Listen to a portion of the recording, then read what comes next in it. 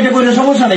ইসলাম নিয়ে কসম দিতে হইব একটা কথা হইলো আপনি আল্লাহর কথা বলে এই করেন না আইসলামি করেন না টাকাটাই নষ্ট করে নিয়ে করা দিলাম জানেন তুমি আইসলামি করে ভাই ভাই চিল্লাইতেছেন কে?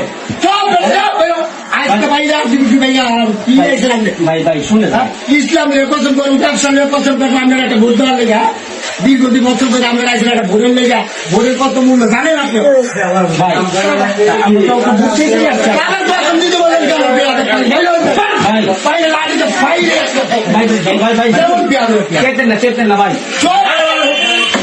ভাই কসমে তো কাটতে বলছি ভাই সমস্যা নেই। আমি আপনার কসম দিব আমি কিসের মুরব্বীকে আগে একদম ঠিক কাজ করছি। আমার ভোট আমি যারে খুশি ভাই তারে দিল। তোর কোনো সমস্যা আছে?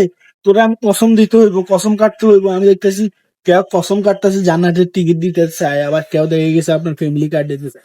এইসব বাড়াবাড়ির মানে কি? আপনি কাজ দেখেন, জনগণ যারে পছন্দ করবো, যে যোগ্য ব্যক্তি, যে সৎ ব্যক্তি, যার ভিতরে আল্লাহ তাআলার এই বিন্দু পরিমাণ ভয় আছে, জনগণ তাকে বাছাই করে নেবে, যার কাছে দেশ নিবা।